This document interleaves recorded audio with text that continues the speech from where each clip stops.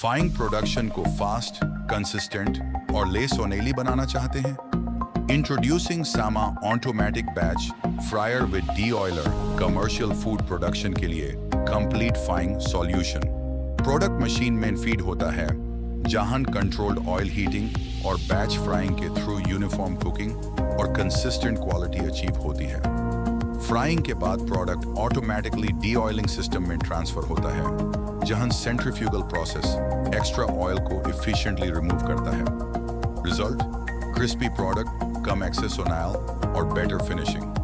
Stainless steel construction hygienic processing, durability और easy cleaning ensure करती है। French fries, nuggets, fried snacks, chicken products और multiple food applications के लिए ideal. Feeding, batch frying, deoiling और discharge एक efficient production process में reliable frying, better product quality. Sama. SAMA. www.samaengineering.com